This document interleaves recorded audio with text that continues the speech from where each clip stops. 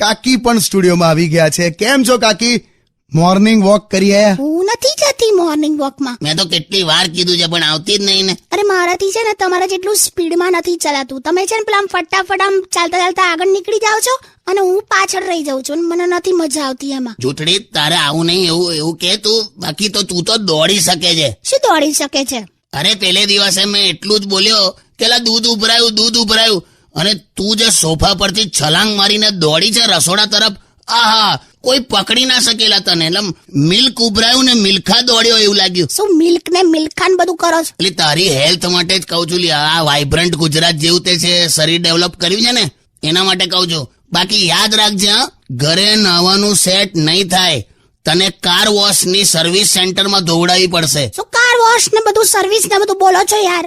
આમ અમારે સ્ત્રીઓને છે ને આખો દિવસ એટલું બધું કામ હોય ને કે એક્સરસાઇઝ થયા જ કરે. ઓકે છે ને આર્ગ્યુમેન્ટ.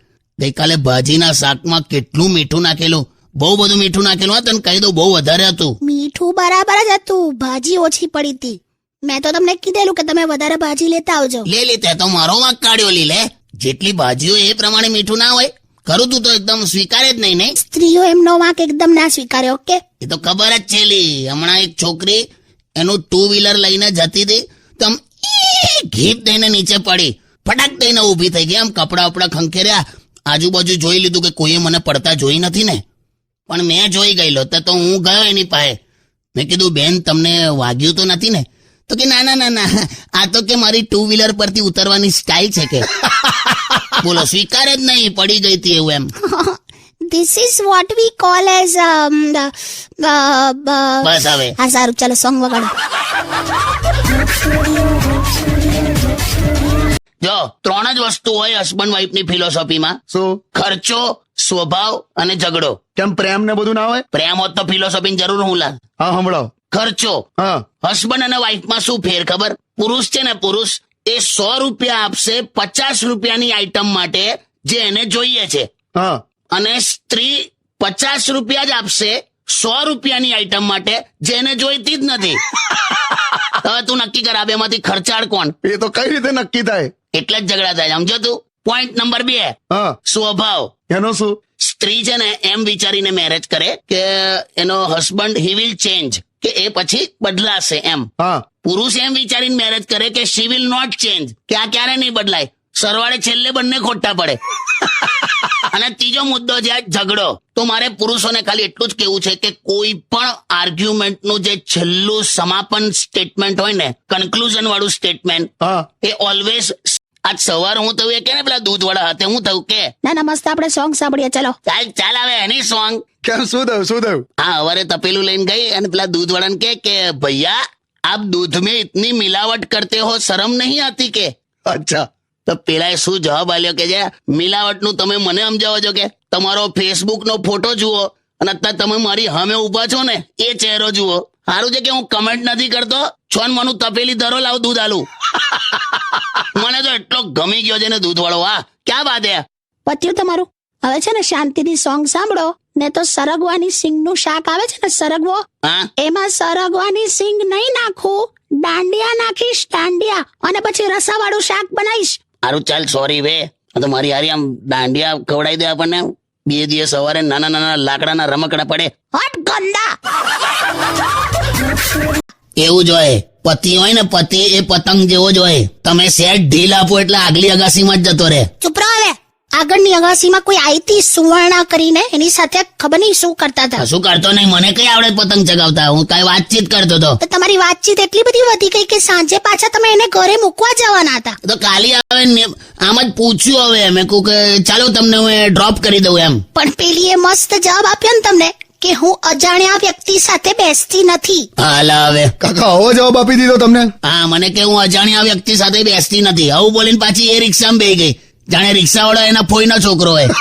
તમે આ વેકેશનમાં કશે ફરવા ના ગયા? જો છે ને ત્યાં ધીમે રહીને પેટ્રોલ પંપ પર માછી સળગાઈ. અલા પૂછ્યું યાર ખાલી. ના બરાબર જ પૂછ્યું છે પહેલું. ચાલુ આ કશે લઈ જાય તો ને આખું ગામ બધા ફર કરે છે, ખાલી હું જ કરે છું. લા યાર, હવે હું ભાઈ આ જેટલા સાંભળો તમે લોકો, આ જેટલા પણ જાઓ છો ને બહાર આ વેકેશનમાં, એ બધાને મારી એવી રિક્વેસ્ટ છે કે તમે ફરવા જાઓ એની ના નહીં, પણ ફોટા પાડી પાડીને ફેસબુક પર અપલોડ કરવાનું બંધ કરો યાર. અહીંયા બીજાના ઘરમાં બબાલ થાય છે યાર. પણ હવે વેકેશન જેવું તમે કઈ રાખ્યું જ નથી, ખબર છે? કોઈના ઘરે રોકાવા આવતા નથી. એવું ના રોકાવાય યાર. શું ના રોકાવાય? અમે તો 20 દિવસ રોકાતા હતા. જો એક વસ્તુ યાદ રાખ, તમે કોકના ઘરે રોકાવા ગયા હોવ હા, અને થોડા દિવસ પછી જયારે ટીંડોળા, ગીલોડા, કારેલા, દૂધી આવા બધા શાક પીરસવા માંડે ને, એટલે સમજી જવાનું કે આપણે બહુ વધારે રોકાઈ ગયા. સાચી વાત કે નીલા? સાચી વાત. પણ કશેક તો લઈ જાઓ યાર, મારું મન નથી. કિશોર કાકા, આ બ્રેક પડ્યો ને હમણાં, ત્યારે કાકી એક કમ્પ્લેન કરી હા મને કે હંમેશા તમે એમની સાથે બહાર જવા માટે ટાળો છો યાર. કોણે કીધું? કાકી જ કે ને, કોણ કે? એટલે બધે નથી આવતા એવું નથી કીધું, મારી સાથે મારા ઘરે રોકાવા નથી આવતા એવું કીધું. પણ મને નથી ભાવતું યાર. તઈ કેટલા હાંકડા માકડામાં હુવાનું આવે છે ને મારા ભાગે. અરે નવું ઘર જે લીધું ને હમણાં, એમાં એટલા બધા જણ છે ને કે પછી તમને એટલા માટે જ પેલા જૂના ઘરે સુવાનું ગોઠવીએ છે. આખે આખું ઘર તમારું. આખે આખું? બે આખે આખામાં એક જ રૂમ છે હવે તારે. એક જ રૂમમાં, એ જ રૂમમાં બાથરૂમ, એ જ રૂમમાં રસોડું, ત્યાં જ હુઈ જવાનું. કેવું યાર, પથારી પાથરીને હુઈ જઉં છું ને તો મારું મોઢું ડ્રોઈંગ રૂમમાં હોય છે અને પગ બાથરૂમમાં હોય છે. પેલે દિવસે મને રાત્રે એકી લાગી તો તું નહીં માને, ટોટલી મારું શરીર તો ડ્રોઈંગ રૂમમાં જ હતું, પણ બસ બસ બસ બસ બસ ના આવશો. ઓકે, ગીત વગાડ, ગીત વગાડ. પતિનું સ્થાન ઘરમાં એટલું જ છે જેટલું થાળીમાં અથાણાનું સ્થાન હોય ને. ખાવ ના ખાવ કઈ ફેર નહીં. શું કાકા, આ બધા કહે છે ને કે દરેક સફળ પુરુષ પાછળ એક સ્ત્રીનો હાથ હોય છે. પણ એ એવું જ હોયલા, પેલો ઓલીથી કંટાળીને એક્સ્ટ્રા કામ કર્યા જ કરતો હોય તો હું સફળ ના થાય પછી? બધી ટણી જતી રહેલા લગન પછી. આચું કહું, ખરેખર એવું હોય? તારે તું કરજે.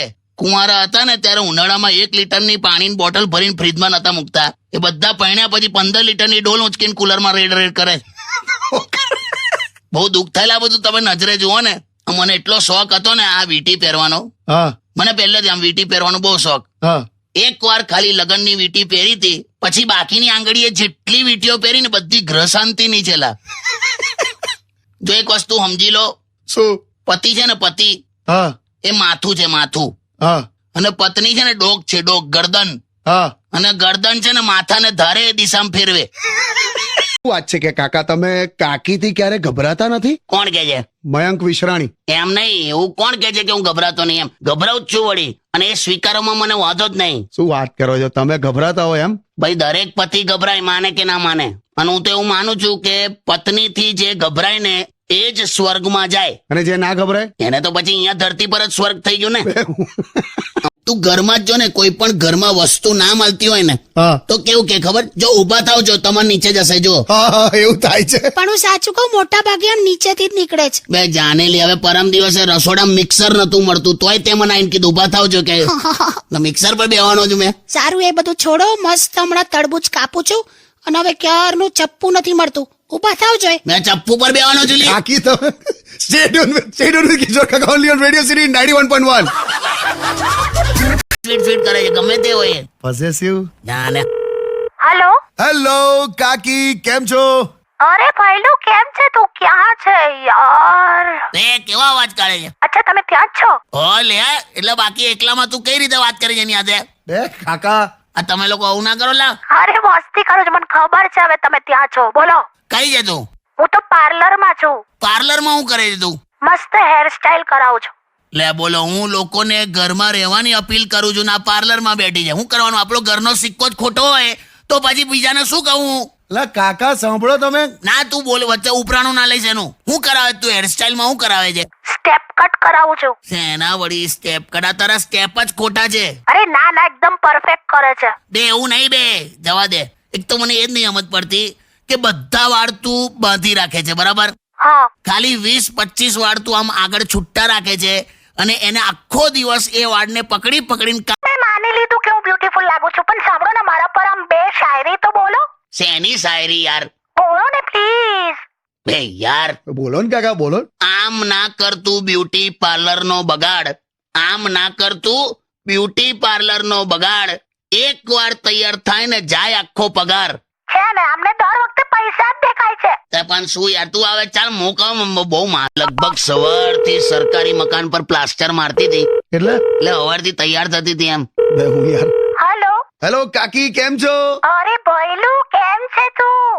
એકદમ મજામાં કાકી, મિસ યુ યાર. કદા બાપુ બાજુ બેઠો છે હા કે કાકા જો હું તમને સમજાવું, પત્નીની જે કોઈ ખામીઓ હોય ને એના પર કોઈ દિવસ વિવાદ નહીં કરવાનો. કેમ એવું? હા તો જો એ ખામીઓ ના હોત તો તમારાથી સારો પતિ ના મળ્યો હોત એને. હા એ બરાબર. એટલે બહુ હોશિયારી મારવાની જ નહીં. બીજું એ કે પત્નીને ક્યારે જુઠ્ઠું નહીં બોલવાનું. એવું કેવું? હા, કેમ કે તમે પકડાઈ જ જાવલા. તમને ઓલવેઝ એ વાત જ પૂછે જે પહેલેથી એને ખબર હોય. બધું અનુભવ પરથી કહું છું લા.